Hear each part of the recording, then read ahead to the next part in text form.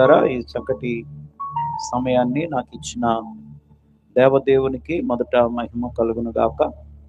అలాగే నన్ను ఆహ్వానించిన మా ప్రియులు దైవజనులు రెవరెండ్ జాకబ్ గారికి, వారి యొక్క సంఘాలకు ప్రభు పేరట నా ప్రత్యేకమైన వందనాలు తెలియజేస్తూ ఉన్నాను. దేవుని బిడ్డలారా, దేవుడు కృప కలిగిన వాడు, ఇశ్రాయేలులను కాపాడువాడు, కునుకుడు నిద్రపోడు. నీ రాకపోకలు యందు నీ దేవుడని యెహోవా నీకు తోడై ఉంటాడు. ఆయన నిన్ను విడువడు, ఎడబాయుడు. నిన్ను స్వస్థపరచు యెహోవా ఆయనే. స్తోత్రం చెప్పండి, చేతులు ఎత్తాలా. హల్లెలూయా. దేవుని బిడ్డలారా, ఇరుకో ప్రాకారములు బలముగా అడ్డుగా నిలబడినప్పుడు దేవుడు వారికి చెప్పిన కార్యాలు ఏయన్నా ఉన్నాయంటే ఇవి బలమైన కార్యాలు కాదు. చాలా సింపుల్ ఆ మెథడ్స్ ప్రభు చెప్పారు. దేవుడు ఇందాక పాస్టర్ గారు మాట్లాడుతుంటే ఇక్కడికి వచ్చిన వాళ్ళు అలిసిపోయి పడుకున్నారు అన్నారు. దైవజనుల మాటలో ఎప్పుడు కూడా అంత భారంగా రాకూడదు.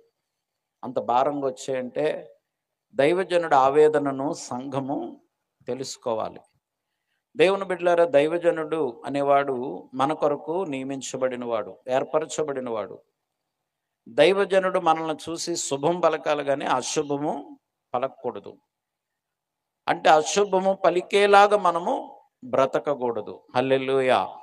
దేవుని బిడ్డలారా, అందుకనే రాజులు సహితము ఆనాడు ప్రవక్తల ఊర్లోకి వస్తుంటే రాజులు సహితము ఎదురుపడనేవారంట. అయ్యా, మీరు వస్తున్నారనంటే మాకు ఏదైనా శుభమా, లేక మీరు వస్తున్నారంటే మాకు ఏదైనా కీడా అని దైవజనుడు అంటే రాజులే అల్లిడిపోయారు అంట. చరిత్ర చెప్తుంది. దేవుని బిడ్డలారు, ఈ రోజున దైవజనుడు అంటే ఆయనకంటే ఖాళీ ఉంటుంది, మనకెక్కడ ఖాళీ ఉంటుంది. ఆయనది అదే ఉద్యోగం కాబట్టి ఏదో చేసుకుంటాడు, మనకు తీరుబడి ఉండాలి కదా. కొంతమంది భక్తులు ఎలా ఉంటారంటే రోజు వెళ్ళిపోతే ఈ పని పాటు లేదనుకుంటారని కదండి, వెళ్ళి వాళ్ళు కొంకలెడతారు వీళ్ళు.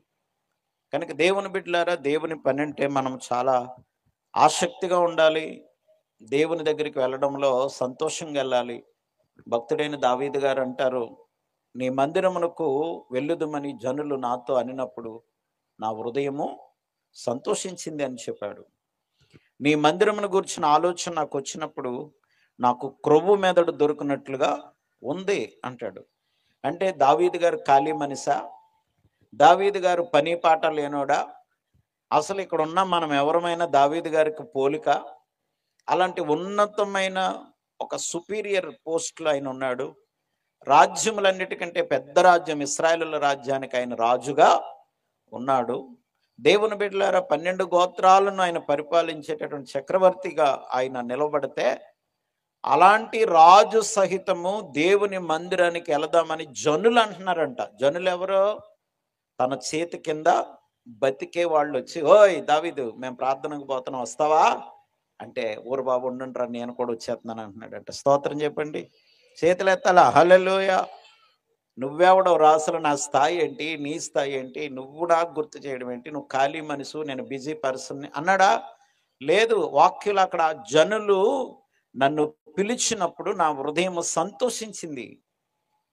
దేవుని బిడ్డలారా, ఎందుకు దైవజనులు ఈ ప్రాంగణం ఇలా చూస్తే నాకు మా పాత రోజులు గుర్తొచ్చాయి. యాకోబు గారు, మేము సేవల వెనకాల నేను ఉన్నాను.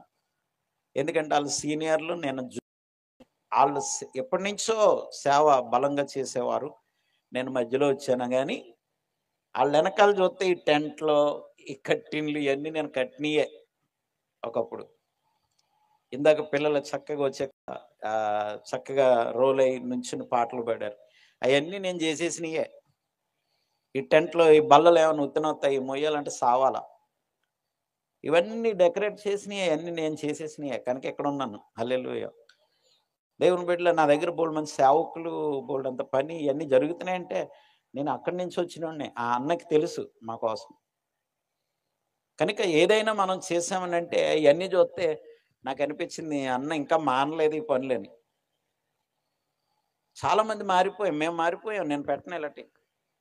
ఎందుకని? సంఘాన్ని చూసి. ఎందుకు ప్రోత్సాహం లేనప్పుడు ఎంత డబ్బు ఖర్చు పెట్టాలి, ఎందుకు అని చేయాలి?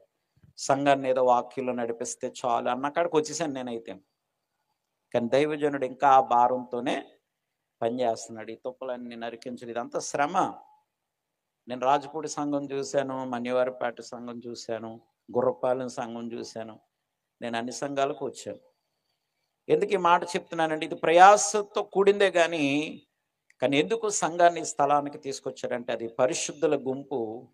ఆ గుంపు ఇక్కడ అడుగుపెట్టి ప్రార్థన చేయడం, దేవునికి స్తోత్రాలు చెప్పడం వలన అది మహిమపరచబడి దేవుని కొరకు సిద్ధపరచబడును గాక. హల్లెలూయా.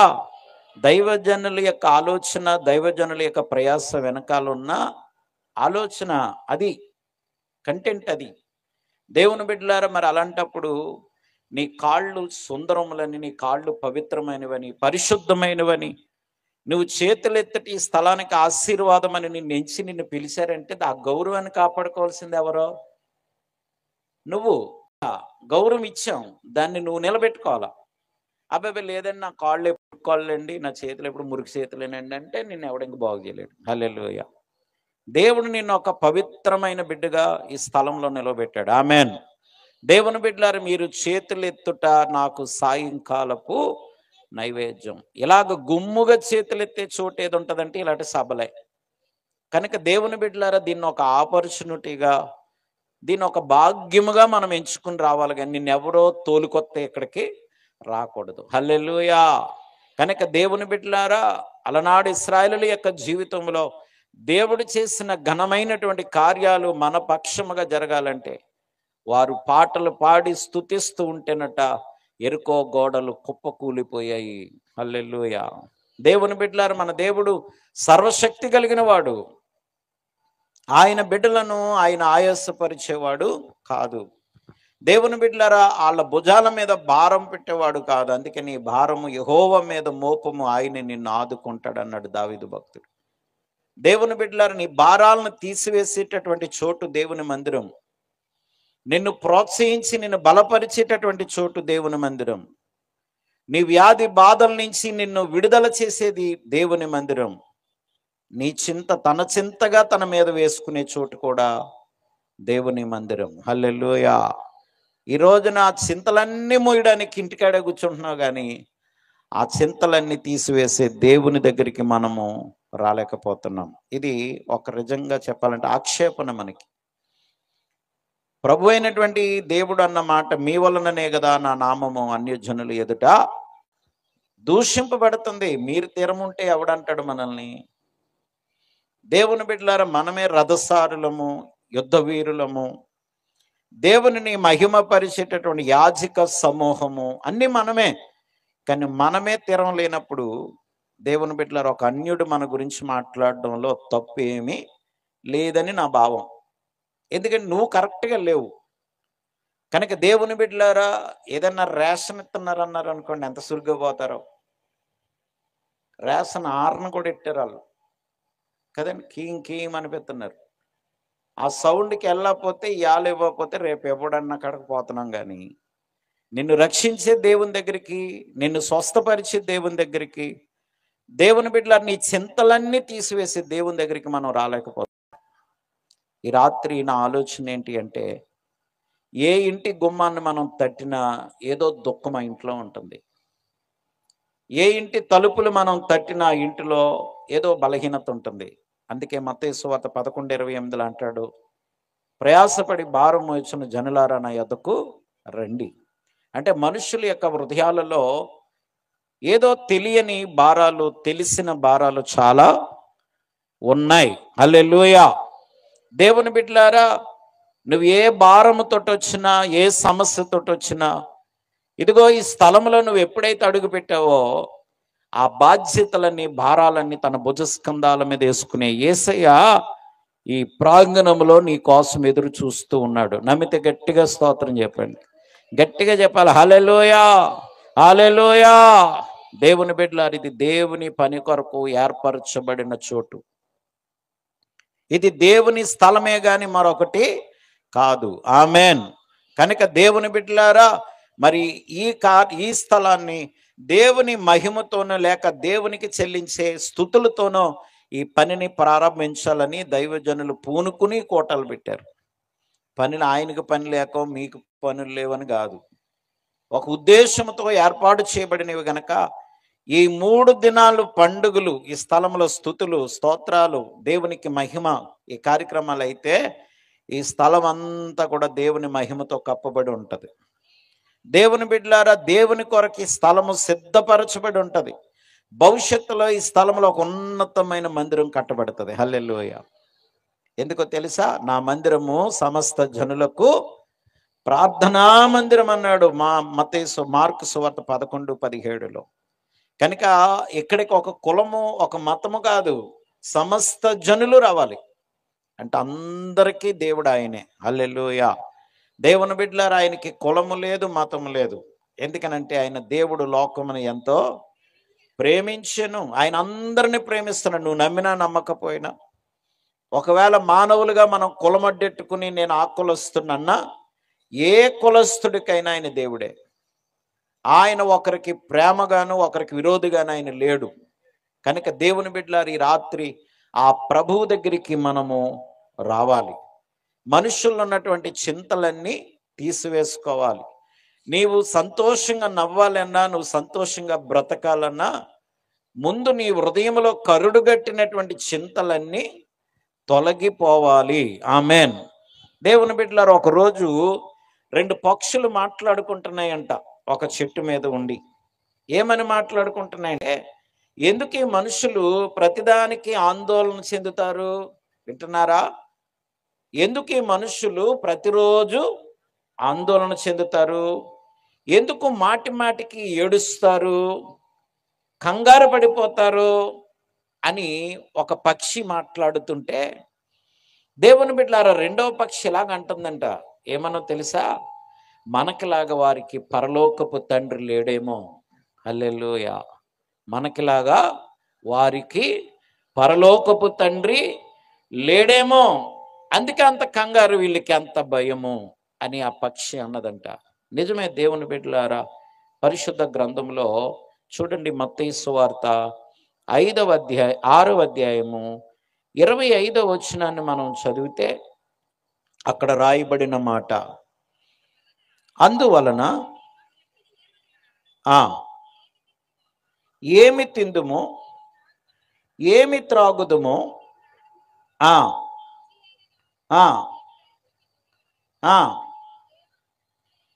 నీ దేహమును గూర్చైనను చింతింపకుడి. ఆహారము కంటే వస్త్రముల కంటే దేహమును గొప్పవి కావా? ఆకాశ పక్షులను చూడుడి, అవి విత్తవు, కోయవు, కొట్లలో కూర్చుకొనవు, అయినను మీ పరలోకపు తండ్రి వాటిని పోషించుచున్నాడు. మీరు వాటికంటే బహుశ్రేష్ఠులు కారా? దేవునికి స్తోత్రం. హల్లెలూయా.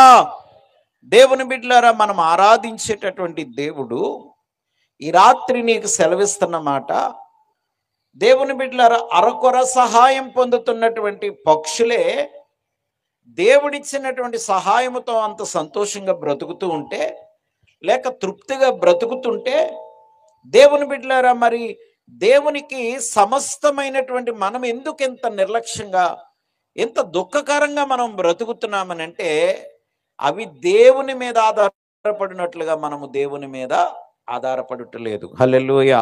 ఇస్తే తినేస్తున్నాం తప్ప, ఇస్తే తాగేస్తున్నాం తప్ప, ఆ దేవునికి మనము ఆధారపడిన వారుగా లేము. దేవుని బిడ్డలారా, ఆయన మీద ఆధారపడిన వారిని నా దేవుడు ఎప్పుడు విడిచిపెట్టడు. ఆయన మీద ఆధారపడిన వారిని ఆయన ఎప్పుడు మరిచిపోడు. అలాంటి వారి జీవితాలలో చింత ఉండదు, కృంగుదల అంతకంటే ఉండదు. కనుక దేవుని బిడ్డలారా, 1 పేతురు పత్రిక 5:6 అంటాడు, మీ చింత యావత్తూ నా మీద వేయండి. చాలా మంది హృదయాలలో బిడ్డల వలనో, భర్త వలనో, ఆర్థిక సమస్యల వలనో, లేక అనారోగ్యాల వలనో చాలా బాధకరంగా ఉంటారు. ఇలాంటి సభలకి రావడం వలన, సంఘానికి రావడం వలన నువ్వు సిద్ధపడి వస్తే ఖచ్చితంగా పరిశుద్ధాత్మ దేవుడు నీతో మాట్లాడతాడు. మాట్లాడినప్పుడు ఆ బరువెక్కినటువంటి హృదయాలు కాస్త ఏమైపోతాయి? స్తోత్రం చెప్పండి. తేలికైపోతాయి. ఈ మాట మనకి భక్తుడైనటువంటి దావీదు గారు కూడా చెప్పారు కదండి. నా కన్నీళ్ళ చేత నా పరుపును నేను తేలజేయుచున్నాను అంటాడు. అంటే నా పరుపు అనే మాట నా హృదయం. ప్రభువా, నీ సన్నిధిలో నేను ప్రార్థించినప్పుడు, నీ సన్నిధిలో నేను మొర్రపెట్టినప్పుడు, నీ సన్నిధిలో నేను కన్నీళ్లు గార్చినప్పుడు నా హృదయాన్ని ఆవరించున్న ప్రతి చింత తొలగిపోయి నా హృదయం ఎలాగుంది? తేలికగా ఉందని చెప్పాడు. స్తోత్రం చెప్పండి. హల్లెలూయా. దేవుని బిడ్డలారా, ఏ రోగానికైనా మందుందంట కానీ మనోవ్యాధనికి మందు లేదు అని చెప్పారు. మనోవ్యాధి అంటే మనస్సుకు తగిలిన వ్యాధి. దేవుని బిడ్డలారు, ఈ రోజున డబ్బు లేక ఏడుస్తలేదు జనాలు కదండి. డబ్బు లేక ఏడుస్తలేదు, ఇల్లు లేక ఏడుస్తలేదు. ఆ అన్నో ఈ అన్నో ఏదో అన్న ఇచ్చిన ఇల్లులు ఉన్నాయి. ఇప్పుడు ఇంకొక అన్న వచ్చాడు, ఆయన ఇస్తున్నాడు. ఎవరు టైంలు ఇచ్చి వాళ్ళు ఇస్తున్నారు. ఇల్లుకి ఎవరికి లోటు లేదు, తిండికి ఎవరికి లోటు లేదు, బట్టకి ఎవరికి లోటు లేదు. కానీ ప్రాముఖ్యంగా ఈ రోజున ఉన్న లోటల్లా మానసిక వ్యాధులు, మనోవ్యాధులు. దేవుని బిడ్డలారా, లోకంలో భౌతిక వ్యాధి డాక్టర్లు ఉన్నారేమో కానీ నీ మనోవ్యాధికి ఇంకా డాక్టర్లు పుట్టలేదు. హల్లెలూయా. దేవుని బిడ్డలారా, అది మరుగై ఉన్న వ్యాధి. అది ఎవరికి తెలుసు? దేవుని బిడ్డలారా, నరుని యొక్క ఆత్మ యెహోవా పెట్టిన దీపం. దాని సంగతి తెలియాలంటే ఆయనకే తెలియాలని నా ఉద్దేశం. స్తోత్రం చెప్పాలి, ఒకసారి గట్టిగా చెప్పాలి. హల్లెలూయా. మీరు ఎన్నిసార్లు హల్లెలూయా చెప్తే అంత బలం వస్తుంది ఈ చోటికి. ఆమెన్. కనుక దేవుని బిడ్డలారా, నువ్వు ఎన్నిసార్లు స్తోత్రాలు చెప్తే అంత బలం నీకు కూడా వస్తుంది. అన్నిసార్లు అయితే ఎన్నిసార్లు ఎత్తగలమయ్య గారు అన్నారేమో. ఎరుకో గోడల చుట్టూ 7 దినాలు 7 మార్లు తిరగమన్నాడు. రోజుకొక మారు. 7వ రోజు 7 మార్లు తిరగమన్నాడు. 7 మార్లు కూడా తిరిగేశారు, అయినా గోడలు పడలేదు. అప్పుడు ప్రభువుని అడిగాడు దైవజనుడు, అయ్యా, నువ్వు చెప్పినట్లుగా 7 రోజులు తిరిగేశాం, 7వ రోజు 7 మార్లు తిరిగేశాం, అయినా అలాగున్నాయేంటి అంటే, అలిసిపోయిన వారిని అంటాడు, మీరు ఇప్పుడు గట్టిగా బిగ్గరగా కేకలేయండి అన్నాడు. వీళ్ళు చేయవలసిన పనులన్నీ చేసేసారు, చాలా అలిసిపోయి ఉన్నారు. అలిసిపోయిన వాళ్ళని ఏమంటున్నాడు దేవుడు? బిగ్గరగా కేకలేండి సార్ అన్నాడు. అలాగని మనకులాగా అనలేదు వాళ్ళు. ప్రభా, నువ్వు చెప్పినవి అని చెప్పి మళ్ళీ ఇప్పుడు కొత్త కొసరగా చెప్తావేటి? బాబాయ్, మీరు ఎత్తితే ఎత్తండి కానీ నేను ఎత్తలేను, మీరు అరిస్తే అరండి కానీ నేను అరలేను, మీరు నడిస్తే నడండి కానీ నేను నడలేను అన్న మనిషి ఒక్కళ్ళు లేడు అక్కడ. అందరూ బిగ్గరగా చేతులెత్తి యెహోవాకు కేకలు వేస్తూ ఉంటే ఎరుకో ప్రాకారాలు కుప్ప కూలిపోయాయంట. గట్టిగా స్తోత్రం చెప్పాలా. నేను అందరి చేతులు చూస్తున్నాను, నాకు ఇంకా కళ్ళ సైట్ రాలేదు, బైబిల్ ఒకటి అంతలేదు తప్ప. ఒకసారి గట్టిగా చెప్పండి హల్లెలూయా. కనుక దేవుని బిడ్డలారా, ఈ రాత్రి కాల సమయంలో నువ్వు స్తోత్రాలు చెప్పడం, హల్లెలూయా చెప్పడం వల్ల నీ స్థలానికి మహిమ, రెండోది నీకు ఆరోగ్యం కలుగును గాక. కనుక ఈ రాత్రి నా అంశం ఏంటి అంటే, నువ్వు ఏ చింతతో ఉన్నావో, ఏ బాధతో ఉన్నావో, ఏ బాధ నిన్ను వేధిస్తుందో ఆ బాధను నువ్వు తీర్చుకునే చోటు ఏదైనా ఉన్నదంటే అది దేవుని మందిరమే కానీ ఇంకోటి కాదు. హల్లెలూయా.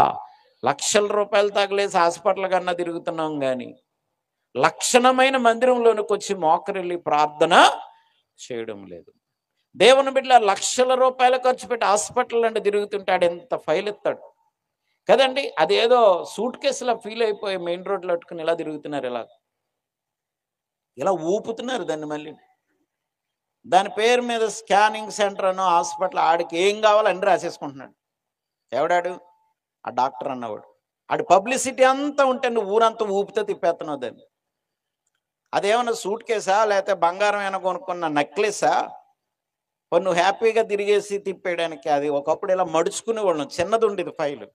ఇప్పుడు ఎంత ఎత్తున్నాడు, ఎంత దానికి తాళ్ళు కూడా ఎత్తున్నాడు. కాకినాడ వెళ్ళండి, ఏ సందులోకి వెళ్ళినా మల్టీ స్పెషాలిటీ హాస్పిటల్లే, అన్ని జబ్బులు ఉన్నాయి, అంతమంది హాస్పిటల్ అంటే తిరుగుతున్నారు. కానీ నా ప్రభు అంటాడు, ప్రయాసపడుతున్న వారులారా నా యొద్దకు రండి అంటే వస్తున్నారా?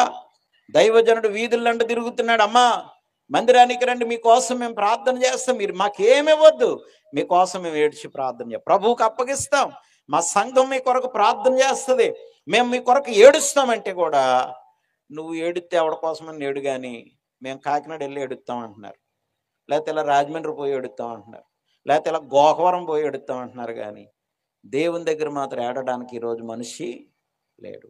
ఈ రాత్రి దేవుని బిడ్డలారా, నీ చింత తీసివేసే చోటు దేవుని మందిరమే. హల్లెలూయా. ఇప్పుడే కాదు, నేనే కాదు, ఏ దైవజనుడు చెప్పినా నువ్వు తిరిగి తిరిగి తిరిగి తిరిగి ఎక్కడో చోటగా దేవుని మందిరానికి వెళ్ళాలి. ఆమేన్. కనుక దేవుని బిడ్డలారా, ఆ శుభవార్త ప్రభువు చెప్పించాడు తన భక్తుడైన పేతురు ద్వారా. ఏమనంటే, మీ చింత యావత్తు నా మీద వేయుడి అని ప్రభు ఆయన చేత చెప్పాడు. ఉద్యోగం చింత ఉందా, వ్యాపారం చింత ఉందా, అనారోగ్యపు చింత ఉందా, బిడ్డల విషయంలో చింత ఉందా, కుటుంబ విషయంలో చింత ఉందా, ఒక భార్యగా, ఒక తల్లిగా, ఒక చెల్లిగా, ఒక అక్కగా, ఒక అమ్మగా, లేక ఒక విశ్వాసిగా నువ్వు ఏ విషయంలో ప్రియ సహోదరులారా మీరు చింతిస్తున్నారో, నా యేసయ్య అంటాడు, నా దగ్గరికి రండి, నేను మీకు విశ్రాంతిని ఇస్తాను. దేవుని యొక్క మందిరములో దొరికేటటువంటి విశ్రాంతి ఈ లోకంలో మనకి ఎక్కడ దొరకదు. దేవుని బిడ్డలారు, ఎందుకనంటే ఈ శ్రమలు మన మీదకి వచ్చినప్పుడు అవి మనల్ని సిగ్గుపరిచే ప్రయత్నం చేస్తూ ఉంటాయి. ఆ శ్రమలు ఏమనిపిస్తాయంటే, ఎందుకు బతుకుతున్నావో నీకే తెలదు, ఈ బ్రతికే కంటే నువ్వు చచ్చిపో అని చెప్పిస్తాడు అపవాది. దేవుని బిడ్డలారా, వాడు నిన్ను ఆ రీతిగా మౌళ్ళు చేయక ముందే నువ్వు ఎక్కడికి వచ్చేయాలంటే దేవుని సన్నిధికి వచ్చేస్తే నువ్వు బాగుపడి తిరిగి వెళ్ళుదువుగాక. హల్లెలూయా.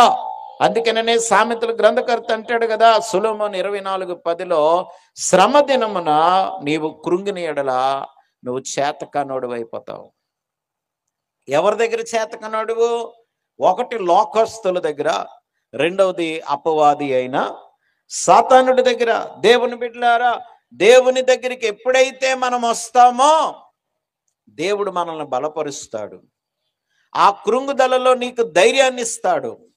నీ విశ్వాసాన్ని బట్టి నిన్ను బలహీనపరిచే ప్రతి వ్యాధిని, సమస్యని దూరముగా విసిరివేస్తాడు. నమ్మితే స్తోత్రం చెప్పండి. హల్లెలూయా. దేవుని బిడ్డలారా, నువ్వెంత భాగ్యవంతుడు అయినా, ధనవంతుడు అయినా, ఒక మహానుభావుడు అన్నాడు, ధనవంతుడు ఎవరంటే రూపాయి అప్పు లేనోడు ధనవంతుడు అని చెప్పాడు. ఈ రోజుల్లో ఇంకొక ఆయన అన్నాడు, ఏ అనారోగ్యం లేనోడే ధనవంతుడు అని చెప్పాడు. ఈ రెండు కరెక్టే. రూపాయి అప్పు లేనోడు కదండి దర్జాగా తిరిగి వస్తాడంట ఊరంతా. ఊరు నిండా అప్పులు ఉన్నవాడికి ₹1,00,000 కట్ట జేబులు పెట్టినాడికి డౌటే. ఎందుకంటే ఎవడెక్కడ ఆపేస్తాడో తెలియదు. ఆలోచించండి. రెండవది, ఆరోగ్యవంతుడే ధనవంతుడు. ఆరోగ్యమే మహాభాగ్యం అని కూడా ఒక స్లోగన్ ఉంది. ఈ రోజున ఎక్కడ తట్టినా అందరికీ అనారోగ్యమే. నాకు ఏ కంప్లైంట్ లేదన్నవాడు నిజంగా ఆడంత అదృష్టవంతుడు ఇంకొకడు లేడు. హల్లెలూయా. కనుక దేవుని బిడ్డలారా, ఈ రాత్రికాల సమయంలో నా ప్రభు చెప్తున్నటువంటి మాట, ఆకాశ పక్షులను చూడండి, అవి విత్తవు, కోయవు, కొట్లలో ధాన్యమును కూర్చుకొనవు, వాటిని పోషిస్తున్నాడు నీ తండ్రి, మీరు వాటికంటే శ్రేష్ఠులు కారా. ఈ రాత్రి శ్రేష్టమైన చోట్ల ఉన్నాం, శ్రేష్టమైన బిడ్డలుగా ఉన్నాం. ఆమేన్. మనం శ్రేష్ఠులం. కనుక దేవుని బిడ్డలారా, ఏ శ్రేష్ఠులు అంటే అక్కడ అంటాడు, బహుశ్రేష్ఠులు మీరు. ఆకాశ పక్షులు అరకొర సహాయం పొందుతున్న ఆ పక్షులే మాకు పరలోకపు తండ్రి ఉన్నాడు అని ధీమాగా చెప్తున్నాయనంటే, ఈ రోజు నా పరలోకపు తండ్రి మనకున్నాడని ధీమాగా మనం ఎందుకు చెప్పలేకపోతున్నామనంటే, మనం ఆయన దగ్గరికి రాక.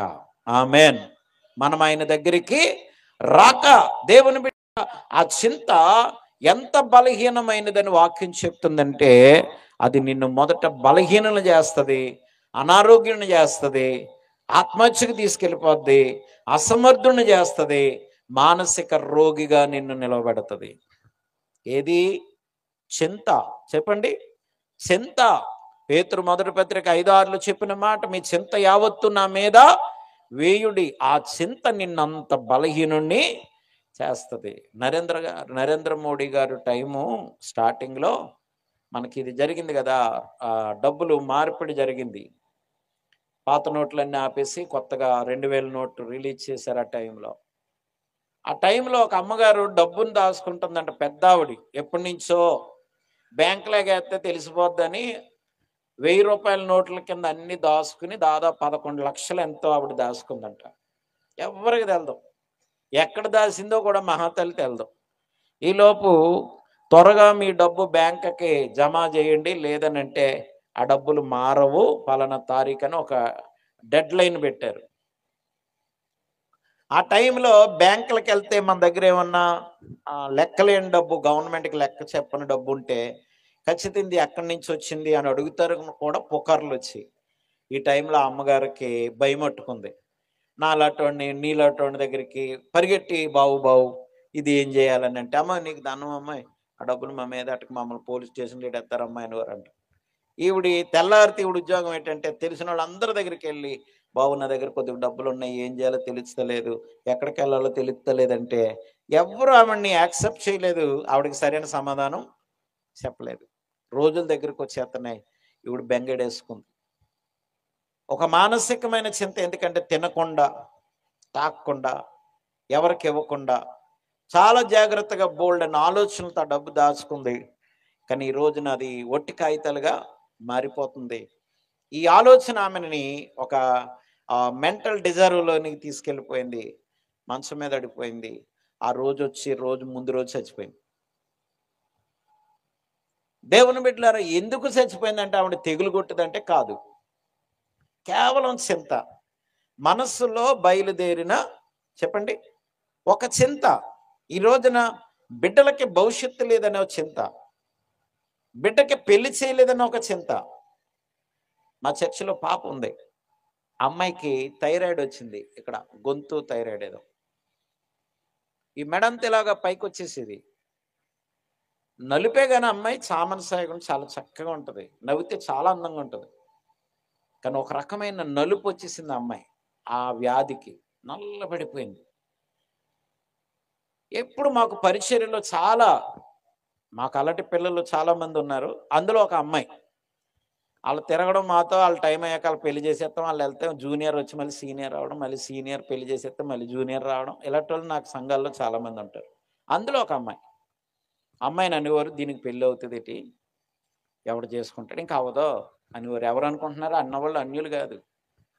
ఆయన పాస్టర్ గారు చెప్పినట్టు ఎవరో మన పక్కన కూర్చున్న వాళ్ళే. అవదో, ఎవడొస్తాడో, ఎవడు చేసుకుంటాడో, ఆ మనిషి రూపమే. ధైర్యపరచవలసిన వాళ్ళు కాస్త ఒక మానసికంగా అమ్మాయిని ఇబ్బంది పెట్టారు. వాళ్ళ అమ్మ ఏడుస్తూనే ఉండేది. మేము అనేవాళ్ళు, అమ్మ వాళ్ళన్న మాటకు బాధపడతావు, దేవుని సమయం వచ్చినప్పుడు నీ కూతురే కావాలని తీసుకెళ్ళి వాళ్ళు వస్తారు, కంగారు పడకనేవాడు. అయ్యగారు మీరు ఎప్పుడన్నా వచ్చినప్పుడు మీరు మాట్లాడితేనే నాకు ధైర్యం అనిపిస్తుంది, మిగతా టైం ఈ మాటలు చెవును పడుతుంటే నా ప్రాణం నీరైపోతుందని ఏడిసిది. అలా కాళ్ళు కడుగుచ్చాను. అమ్మాయి ఏ రోజు నిరాశపడలేదు. మా పాస్టర్ గారు వచ్చారా, వచ్చేస్తాం, బ్యాగ్ మొయ్యాలా, మోసేస్తాం, నన్ను ఎక్కడికన్నా భోజనాన్ని తీసుకెళ్ళడం, మాకేమన్నా అమ్మగారికి మా పరిచయం చేసేస్తాం. అమ్మాయికి ఇంకా ఆలోచన లేదు. అమ్మాయి వేసుకున్న బట్టలు సరిపోయి కదా అమ్మాయికి, ఎందుకంటే థైరాయిడ్ వల్ల ఒళ్ళు వచ్చేసి, ఒక రకమైన అవసరం లేని ఒళ్ళు వచ్చేసి, ఒక రకమైన రూపం. దేవుని బిడ్డలారా, దేవుని సన్నిధిలో ఏడుస్తూనే ఉండేది, పరిచర్య చేస్తూనే ఉండేది. ఆ తల్లి విశ్వాసం ఒకానొక సమయం ప్రభు ఆ బిడ్డను చూశాడు, బాగు చేశాడు, స్వస్థపరిచాడు. దేవుని బిడ్డలారా, అమ్మాయిని చేసుకున్న అబ్బాయి, నేను ఇప్పటికీ చెప్తాను, ఆ కుర్రాడు చాలా మంచోడు, చాలా కష్టపడేవాడు. 3 కొడుకులను కనేసింది, మంచి ఇల్లు. ఆ అమ్మాయి వెళ్ళేసరికి చాలా చిన్న పెంకుటిల్లు. ఇప్పుడు నువ్వా నేనా అన్నంత ఇల్లు అయిపోయింది ఆ ఇల్లు. ఆ ఇంట్లో అమ్మాయికి ఉన్న ఆ కుర్రోడు మేనమామలు అందరూ డబ్బులు ఉన్నవాళ్ళు. వాళ్ళందరికీ ట్రాక్టర్లో, వ్యాన్లో, పెద్ద పెద్ద బిల్డింగ్ కాంట్రాక్ట్స్ చేస్తారు. ఎందుకు పనికిరాని అమ్మాయిని ఉత్తినే చేసుకుని పోయారు వాళ్ళు. దేవునికి స్తోత్రం. ఆ పిల్ల ఇప్పటికి ఎక్కడికి వెళ్ళినా చెప్తుంది. ఆ ఊరు వెళ్తే ఆ పాస్టర్ గారికి అన్నం పెట్టరంట ఆ సంఘస్థులు, ఈ అమ్మాయి వెళ్ళిన సంఘానికి. ఈ అమ్మాయి చూసింది కొత్తలో. ఒకరోజు అన్నదంట, అయ్యా మీరు పలానా ఎక్కడి నుంచి వస్తున్నారు, మీకు భోజనం ఎవరు ఎట్టరా అని అడిగిందంట. అమ్మాయి, ఇక్కడ ఎవరు నాకు అన్నం ఎట్టరు, ప్రార్థన చూసుకుని మళ్ళీ ఇంటికి వెళ్ళి అన్నం తింటాను అన్నారు. లేదండి, వచ్చే ఆదివారం నుంచి ప్రతి ఆదివారం మీతో ఎవరు వచ్చినా మా ఇంట్లోనే భోజనం చేసి వెళ్ళాలి అన్నారండి. మా అమ్మాయి, మా సంఘం అమ్మాయి. అక్కడి నుంచి పాస్టర్ గారు ఆ అమ్మాయి యొక్క పలకరింపు, ఆ పరిస్థితి చూసి మురిసిపోయి, నేను ఇన్ని సంవత్సరాలుగా ఈ సంఘానికి వచ్చాను కానీ ఎవరు నన్ను భోజనానికి పిలవలేదు. అమ్మా, ఇది నువ్వు ఎక్కడ నేర్చుకున్నావంటే మా సంఘంలో నేర్చుకున్నానని చెప్పిందంట. హల్లెలూయా. ఎక్కడున్న ఆడపిల్లలు కూడా భవిష్యత్తులో అలాగే ఉండాలి. ఆమెన్. ఎక్కడికి వెళ్ళినా మన దైవజనుడు గౌరవాన్ని మనమే నిలపాలి, దేవునికి మహిమ మనమే తేవాలి. ఎందుకనంటే మనిషికి చింత లేకుండా లేరు. దేవుని బిడ్డలారా, మరి ఆ చింతను తీసివేయగలిగినటువంటి దేవుని దగ్గరికి మనం రాగలిగితే, నా దేవుడు నిన్ను అలుముకున్న ప్రతి చింత నా ప్రభునామంలో తీసివేయనుగాక. ఈ రాత్రి కొన్ని మాటలు క్లుప్తంగా నేను చెప్పి ముగించేస్తాను. నీ చింత విషయంలో మనం ఏం చేస్తే ఆ చింత పోతుందంటే, బైబిల్ అంటది ఆయన యందు విశ్వాసం ఉంచండి. ఆమేన్. ఎవరి యందు? ఇది మొదటి మాటగా తీసుకోండి. ఆ మాట మనము యెషయా గ్రంథము 26వ అధ్యాయము 3వ వచనంలో మనం చూస్తే, దేవుని బిడ్డలారా అక్కడ రాయబడినటువంటి మాట యెషయా గ్రంథము చూడండి 26:3. ఎవని మనస్సు నీ మీద ఆనుకొనునో వానిని పూర్ణ శాంతి గలవానిగా చేసేదను. హల్లెలూయా. ఈ మాట దేవుని బిడ్డలారా భక్తుడు సెలవిస్తున్నాడు. చదవండి 26వ అధ్యాయము 3వ చరణాన్ని మనం చదివితే, ఎవని మనస్సు నీ మీద ఆనుకొనునో వాని నీవు పూర్ణశాంతి గలవానిగా కాపాడుదు, ఏలయనగా అతడు నీ యందు విశ్వాసం ఉంచి ఉన్నాడు. హల్లెలూయా. దేవుని బిడ్డలారా, ఈ రోజున అనేకులు మందిరానికి వస్తున్నారు కానీ వాళ్ళు అద్భుతాలు పొందకుండానే పోతున్నారు. చాలా మంది వస్తున్నారు కానీ వారి చింతలుగానే మిగిలిపోతున్నాయి. కారణం ఏంటి అంటే, గుడి లోపమా, పాస్టర్ లోపమా, నువ్వు కాలు పెట్టిన స్థలము లోపమా? కొంతమందికి సెంటిమెంట్ ఉంటాయి, ఆ స్థలం చాలా మంచిదమ్మోయ్, ఆ స్థలం చాలా మంచిదమ్మోయ్, అది జయకరమైన స్థలం అమ్మోయ్ అంటారు. జయము లేదు, నీ మోకం లేదు. జయము కదండి, జయము లేని దానికి జయమిస్తాడు దేవుడు. వ్యర్థమైన చోట్ల నీ కాలు మోపవంటే అది పనికొచ్చే స్థలంగా మారిపోద్ది. అది దేవుని గొప్ప. అంతేగాని జయకరమైన చోట్ల మనం అడుగెట్టేసినంత మాత్రాన జయం మనకు రాదు. ఎందుకంటే ఈ సృష్టి అంతా మానవుని చేతికి దేవుడు అప్పగిస్తే నువ్వు ఇంకా సృష్టినట్టుకు నిలబడతావు. ఆ సృష్టిలో ఏమీ లేదు. కానీ ఎందుకు వీరు ఇంత గొప్ప ఆశీర్వాదం పొందారు? దేవుని బిడ్డలారా, ఎందుకు వీళ్ళు శాంతి నెమ్మదిని పొందారనంటే, వారు దేవుని యందు ఏముంచారు? విశ్వాసం ఉంచారు. దేవుని బిడ్డలారా, విశ్వాసం లేకుండా దేవునికి ఇష్టలై ఉండుట అసాధ్యము. కనుక యోహాను సువార్త 14వ అధ్యాయంలో కూడా ఆ మాట రాశాడు. చూడండి, యోహాను సువార్త 14వ అధ్యాయము 1-2 వచనాల్లో యేసు ప్రభు తన శిష్యులతో చెప్పిన మాట, మీ హృదయములను కలవరపడనీయకుడి, దేవుని యందు విశ్వాసం ఉంచి ఉన్నారు, దేవుని యందు నా యందును విశ్వాసం ఉంచుడి, నా తండ్రి ఇంట అనేక నివాసములు కలవు, లేని ఎడల నేను మీతో చెప్పుదును, నేను మీకు స్థలము సిద్ధపరచ వెలుచున్నాను. నా యందు విశ్వాసం ఉంచుడి అనే మాట మనకి ముఖ్యం. ప్రభు చెప్పిన మాట, నా యందు విశ్వాసం ఉంచండి. ఈ రోజున ఎన్ని సంవత్సరాలుగా మనం ప్రభువుని నమ్ముకున్నా మనలో విశ్వాసము లేకుండా ఆయన దగ్గరికి వస్తే మనం ఏ కార్యాలు చూడలేము. అది పాస్టర్ గారు తప్పు కాదు. దేవుని బిడ్డలారా, ఇక్కడ మహిమలు ఉన్నాయి అంటాడు ఒక్కొక్కడు బోర్డెట్టి, ఇక్కడ స్వస్థతలు ఉన్నాయి అంటాడు, ఇక్కడికి వచ్చిన వారు దీవించబడిపోతారు. ఆ పాస్టర్ గారు చెయ్యాలే కానీ మార్పులు వచ్చేస్తే వాళ్ళ జీవితాలు అంటారు. దేవుని బిడ్డలారా, ఆయన దైవజనుడు. దైవజనుడు దగ్గరికి నువ్వు వచ్చినప్పుడు, యేసు ప్రభుల వారి దగ్గరికే బోళ్ళ మంది రోగులు వచ్చారు. ఒకడు మాట్లాడుతుంటేనే బాగుపడిపోయాడు, ఒకడు చేతులెత్తనే కానీ బాగుపడలేదు, ఒకడిని కోనట్లోకి వెళ్ళి కడుక్కోమంటేనే బాగుపడలేదు. హల్లెలూయా. ఈ మూడింటి డిఫరెన్స్ ఏంటి అంటే, యేసు ప్రభు తేడా లేకపోతే వచ్చిన వాళ్ళది తేడా? వచ్చిన వాళ్ళదే. ప్రభు అంటాడు, నీ విశ్వాసమే నిన్ను స్వస్థపరిచినాను కానీ వాడి మీద చెయ్యలేదు, ఆ కళ్ళకు ఉమ్మిరాయలేదు అని చూపొందాడు. ఇంకొకడు వచ్చాడు, ఆడి తల మీద చేతులేసి ప్రార్థన చేయగా ఎలా కనబడుతుందంటే మనుషులందరూ చెట్లులా కనబడుతున్నారు అన్నాడు. ఇంకొకడు వచ్చాడు, అయ్యా నాకు చూపు కావాలనంటే నేల మీద ఉమ్మేసి బురద చేసి కళ్ళుకి రాసి ఆ శిలోం కోనేట్లు కడుక్కుని రా అన్నాడు. కడుక్కుని రావాలంటే ఇడు గుడ్డోడు, ఎంత దూరం నడాలి, కానీ అందులో ఏం కనబడుతుందంటే ఆడి విశ్వాసం కనబడుతుంది. ఈ రోజున దేవుని దగ్గరికి రెండమ్మ అంటేనే 10 సార్లు శంఖం వదలాలి చెవిలో కదండి. వెళ్ళి వాళ్ళని ఏమనాలంటే పొగడాల, అమ్మా చెల్లి నువ్వు లేకపోతే అక్కడ కళ ఉండదు. పాస్టర్ గారు అంటున్నాడు, నీ మొహం అండ ఏం పలుకులరా నీకు పోయే కాలం అన్న నా పాస్టర్ని కూడా నేను. అమ్మ నువ్వు లేకపోతే కళ ఉండదంటారా. దేవుని బిడ్డలారు అలా పొగిడి కొంతమంది తగలేసేసారు సంఘాలు. నువ్వు లేకపోతే ఇంకొకరు. హల్లెలూయా. దేవుడు ఆ ఖాళీని అలా ఉంచడు కదండి. నువ్వు ఉపయోగించుకోకపోతే చెప్పండి వేరొకరితో దేవుడు దాన్ని నింపుతాడు. హల్లెలూయా.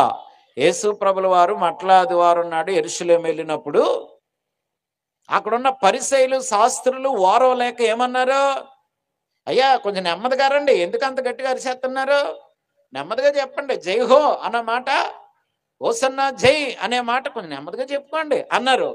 అప్పుడు ప్రభు అంటాడో, మీరు వీళ్ళ నోర్లు నొక్కేసినంత మాత్రాన వీళ్ళ నోర్లు మోస్తే ఈ రాళ్ళు నన్ను స్తుతిస్తాయని చెప్పాడు. స్తోత్రం చెప్పండి, గట్టిగా చెప్పండి హల్లెలూయా. అంటే దాని అర్థం ఏంటి? దేవుడు నీకు ఒక ఆపర్చునిటీ ఇచ్చాడు, అవకాశం.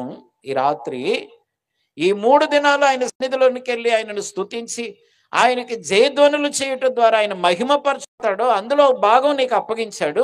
దాన్ని నువ్వు సద్వినియోగం చేసుకోకపోతే నువ్వు కాదు నీకులట్టు ఇంకో దాన్ని తీసుకొచ్చి దింపుతాడు. హల్లెలూయా. అప్పుడు నువ్వేమవుతావు? నా సీట్ ఎక్కడే, నిన్న ఎక్కడే కూర్చున్నాను, నా కుర్సీ ఇది అన్నావు అనుకో, ఛీ పో బయటకు అంటారు. నీ సీట్ ఏం రిజర్వ్ చేసుకున్నావు, గెట్ అవుట్ కదండి. ఆ చోటు ఉండదు నీకు. ఒకవేళ నువ్వు బలవంతంగా ఈ చోటు లాక్కోగలవేమో కానీ అక్కడ ఆయన చోటు ఇచ్చిన నువ్వు మాత్రం లాక్కోలేవు. హల్లెలూయా.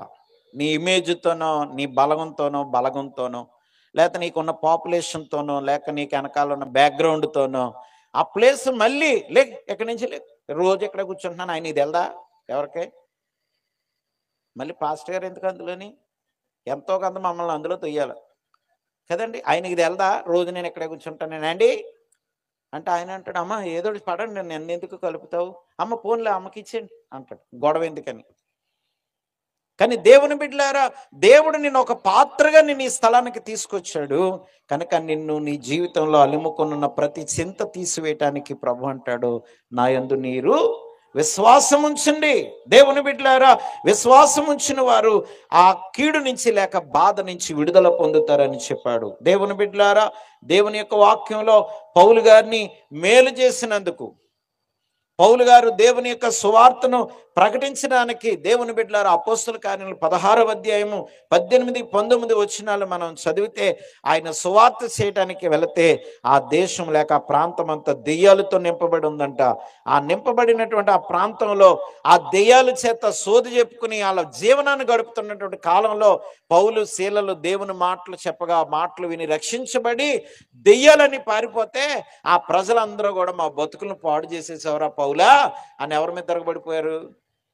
పౌలు గారి మీద తిరగబడిపోయి కొట్టేశారు పౌలు గారు. దేవుని బిడ్డలారా, పౌలు గారిని చిత్త కొట్టేశారు. పౌలు గారు ఎందుకు వెళ్ళాడు చెరసాలలో? ఒకానొక సందర్భంలో దీనికోసమే, మంచి చేసినందుకు ప్రజలు ఆయనను కొట్టారు. దేవుని బిడ్డలారా, దేవుని యొక్క వాక్యంలో మనం చూస్తే ఆ సమయంలోనే చెరసాలలో వేయబడినటువంటి పౌలు గారు శీలలు ఏం చేస్తున్నారు? వారి నోటంట చింత రానియకుండా విశ్వాసం ఉంచి ఏం చేశారు? పాటలు పాడారు. స్తోత్రం చెప్పండి, గట్టిగా చెప్పాలి హల్లెలూయా. ఇలాంటి మాటలన్నీ ఎక్కడ దొరుకుతాయంటే మనకి సంఘంలో మన పాస్టర్ గారి దగ్గర దొరుకుతాయి. అమ్మ బాధలు వచ్చినప్పుడు మూలకెళ్ళి ఏడవడం కాదు, మోకరిల్లి ప్రార్థన చేయాలనే మాటలు సంఘంలోనే దొరుకుతాయి.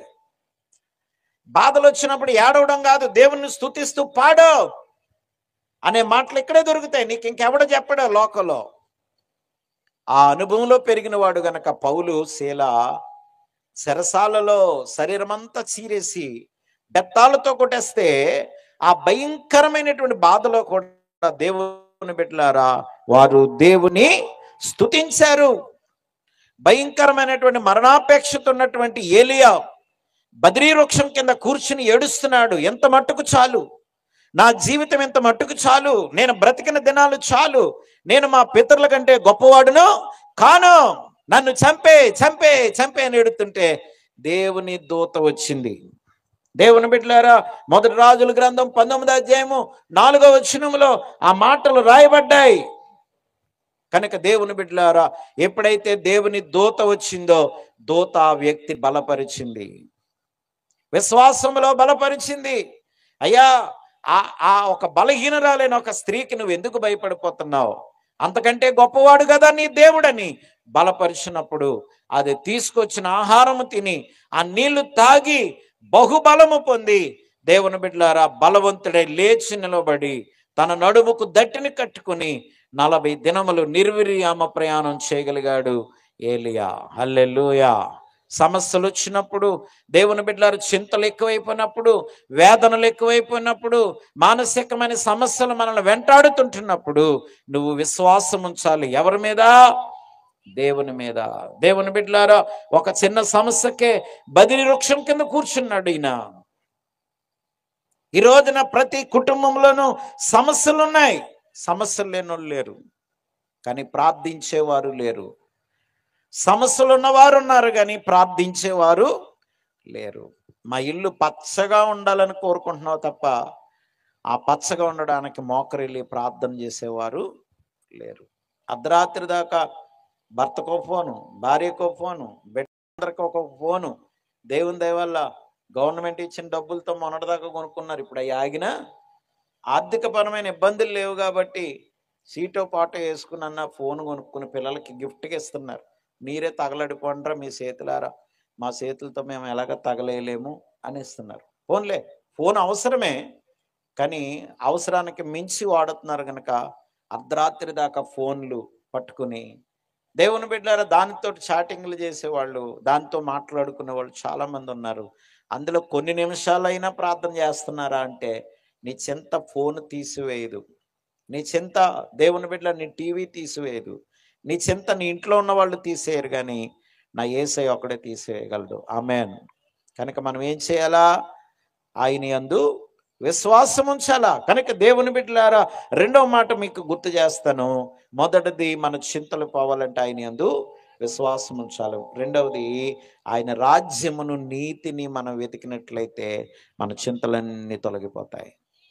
ఎవరిని ఎతకాలట? ఆయన రాజ్యమును, ఆయన నీతిని. ఒక దేశానికి రాజు ఉన్నాడు. ఆ రాజ్యాన్ని ఏలుతున్నటువంటి ఆ రాజుగారు ముసలుడైపోయాడు. తన సైనికులను అందరినీ పిలిచి ఒక రోజున అంటాడు, ఒరే బాబు, నేను ఇన్ని విజయాలు సాధించడానికి, ఇన్ని రాజ్యాల్ని గెలవడానికి ఈ విజయం నా ఒక్కడదే కాదు. మీరందరూ నాతో ఉన్నారు కాబట్టే నేను ఇన్ని విజయాలు సాధించాను. ఇంక నేను ఏ యుద్ధాలు చేయదలుచుకోలేదు. నేను వృద్ధుణ్ణి అయిపోయాను గనక, రేపు మాపు సచ్చిలాగా ఉన్నాను గనక మీరు కూడా ఎవరి దారినాల్లో వెళ్ళిపోండి.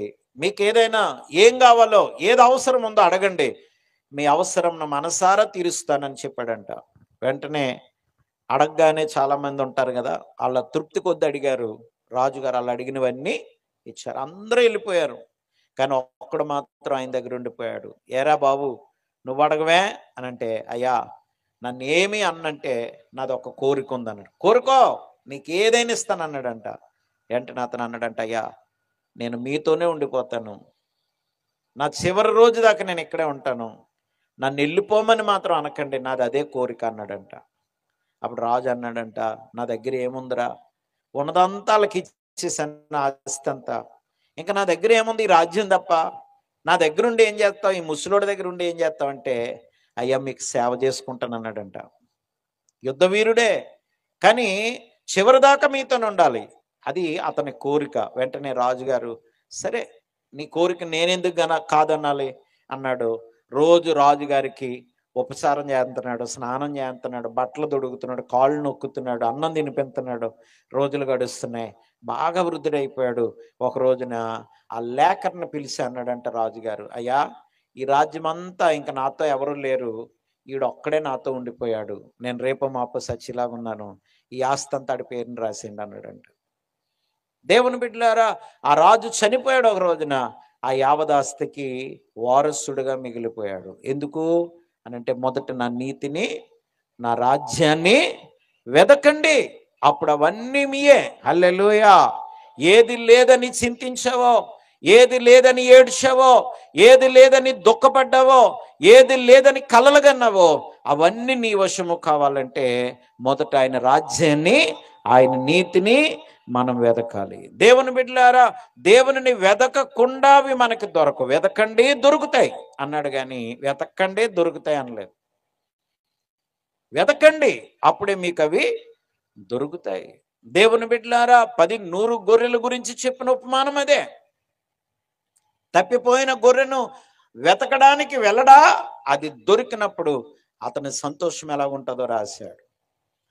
ఆ పక్కనే దేవుని బిడ్డలారా 10 నాణెముల్లో 1 నాణెమును కోల్పోయిన ఆమె గురించి రాశాడు. 9 నాణెములు పక్కన పెట్టి ఆ 1 నాణెము కొరకు దీపం వెలిగించి ఇల్లంతా ఊడ్చి అది దొరికే వరకు కూడా ఆమె ఏం చేస్తుందట, వెతుకుతూనే ఉంటుంది. దొరికినప్పుడు ఆమె సంతోషం అంతా ఇంత కాదు.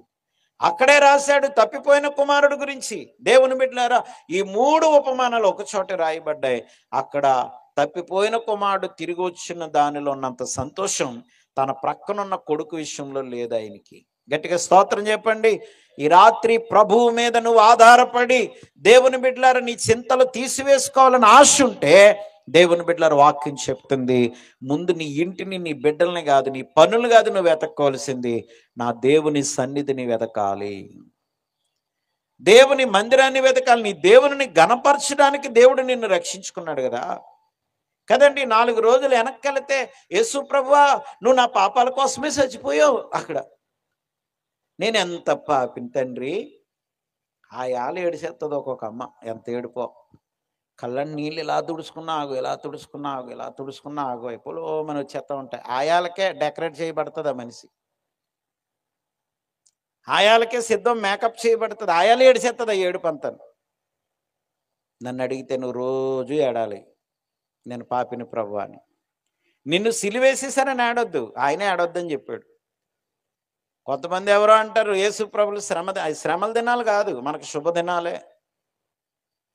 ఆ 40 దినాలు ఎందుకు పెట్టారని అంటే, దాంట్లో ఒక ఆంతర్యాన్ని మనం గుర్తు చేసుకుంటే, ప్రభు చేసిన కార్యాలు, ప్రభు చేసిన స్వస్థతలు, ప్రభు చేసిన సుఖాలు, ప్రభు చేసిన ప్రార్థనలు, ఆయన బోధలు నీ ఆధ్యాత్మిక జీవితాన్ని బలపరుచుకుని నీ కొరకు ఎవరు చేయలేని పని ఆయన చేశాడు కనుక నువ్వు ఆధ్యాత్మిక స్థిరత్వం పొందుతావని దైవజనులు ఆ కార్యక్రమాలు పెడతారు. కానీ యేసు ప్రభు సిలువను గుర్తు చేసుకుని, ఆయన శ్రమలు, ఆయన గాయాలు గుర్తు చేసుకుని నీకు కలిసి వచ్చేది ఏముంది అందులో? నీ పాపాలు గుర్తు చేసుకుంటే నీకు ఆశీర్వాదం, దేవుడు నీకు చేసిన ఉపకారాలను గుర్తు చేసుకుంటే నీకు దీవెన, దేవుడు ఇచ్చినటువంటి రక్షణను నువ్వు గొప్పగా ఎంచితే నువ్వు అధికముగా దీవించబడతావు. అంతేగాని ఆయన బాధలు, ఆయన గాయాలు గుర్తు చేసుకుని మళ్ళీ తెల్లారేసరికి మర్చిపోయి కదండి.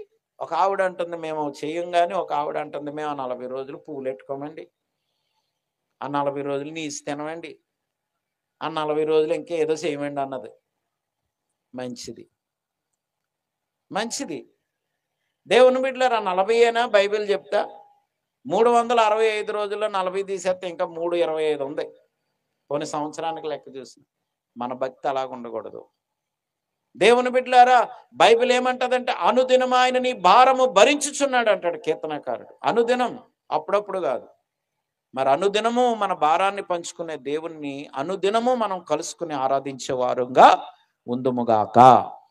అనుదినము అంటే దైవజనుడు బుధవారం అన్నాడా బుధవారం, శుక్రవారం అన్నాడా శుక్రవారం, ఆదివారం అన్నాడా ఆదివారం. మనం అనుదినము ఎవరితో ఉండాలంటే దేవునితో ఉందుముగాక. దేవుని బిడ్డలారా దీనికి సాకులు చెప్పకూడదు. దీన్నే ఆయన రాజ్యాన్ని వెతకడం అని చెప్పింది బైబిల్. ఆయన నీతిని వెతకడం అంటే, దేవుని బిడ్డలారా నీతి అంటే ఏంటి అబ్రహాము చెప్పాడు.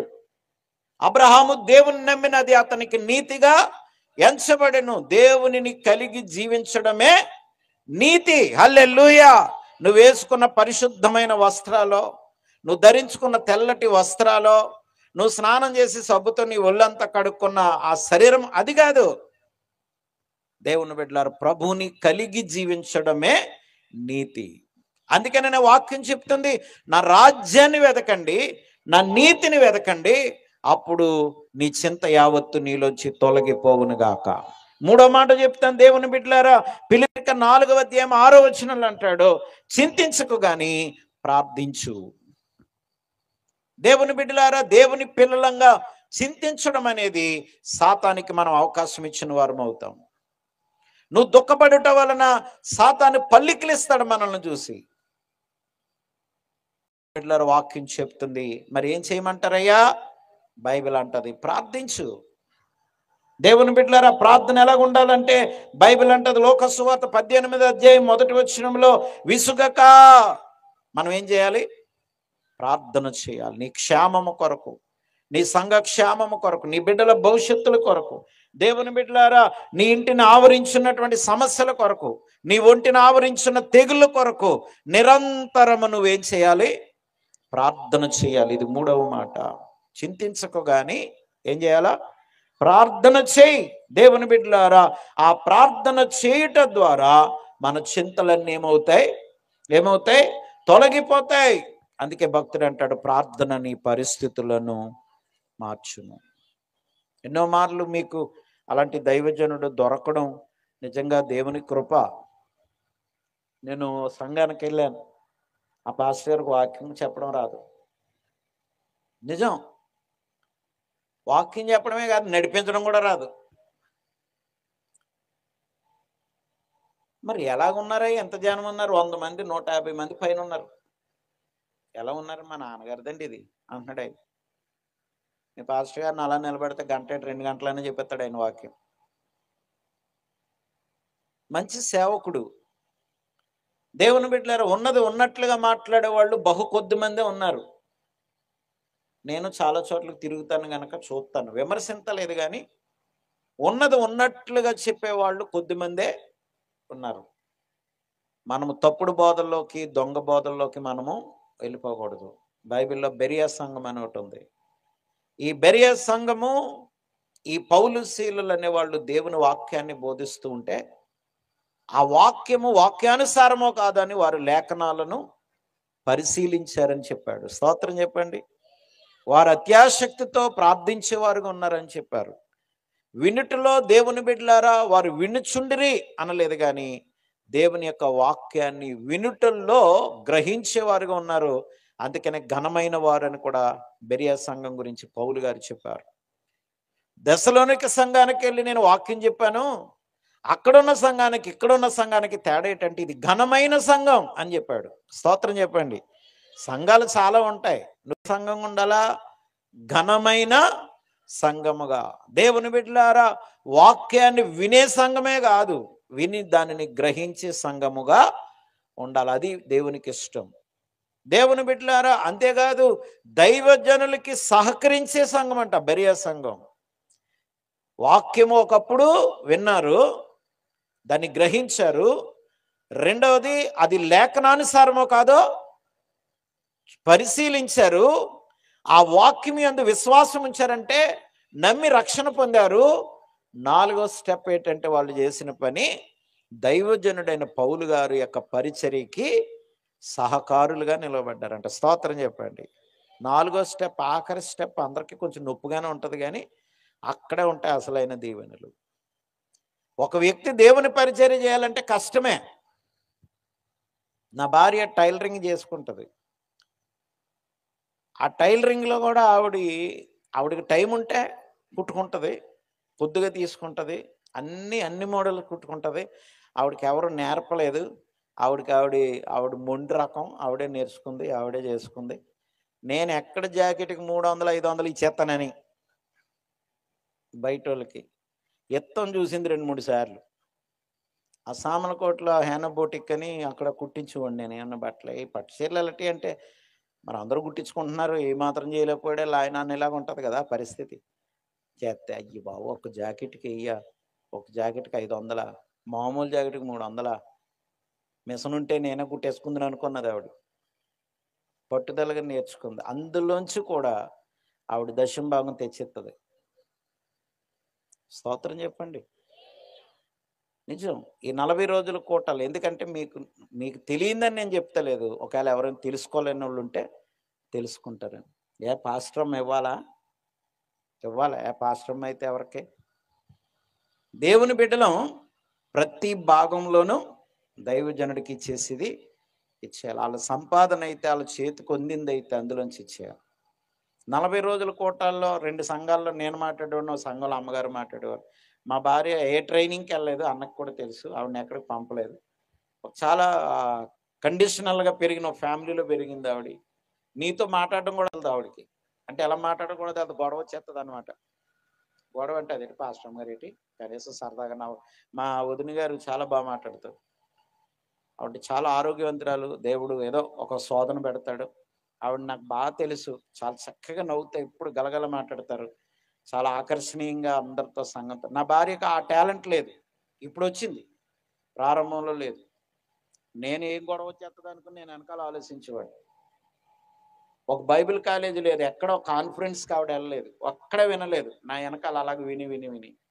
ఇప్పుడు మా సంఘస్థులు చెప్తారు, ఆవిడ బోళ్ళు స్త్రీల మీటింగ్లకు వెళ్ళిపోతుంది. ఇప్పుడు ఆవిడ స్పీకర్ అయిపోయింది, నన్ను పిలుస్తలేదు. నిజం. అమ్మగారు మాట్లాడితే ఎంత చక్కగా మాట్లాడుతున్నారండి వాక్యం అని మగోళ్ళు చెప్తున్నారు. అది స్పెషల్.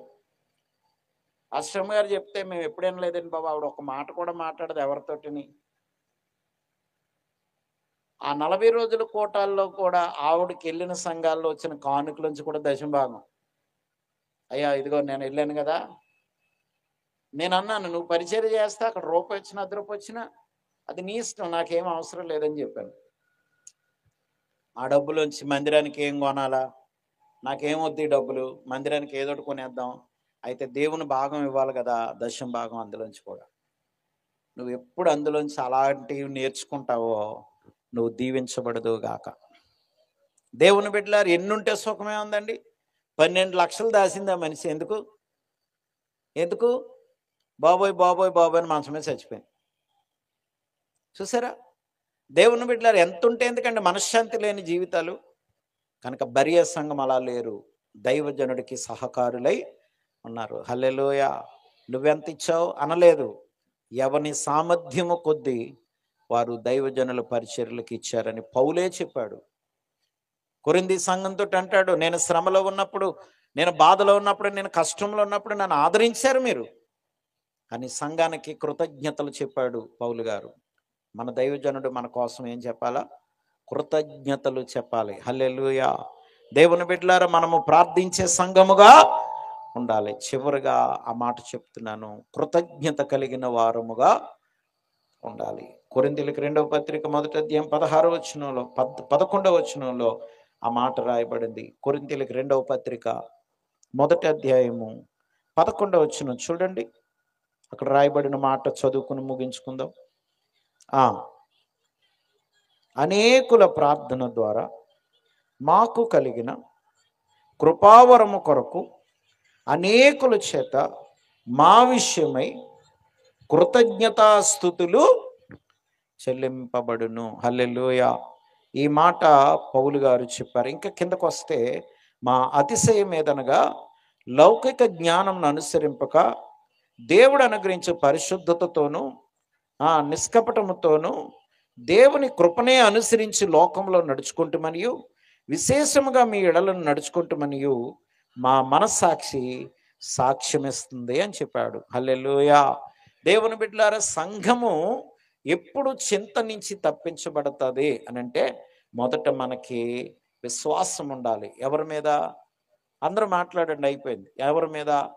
దేవుని మీద. మీరు ఇక్కడికి ఎన్నిసార్లు వచ్చినా విశ్వాసం లేకుండా వస్తే దాని వలన మీకు ఎలాంటి ప్రయోజనము లేదు.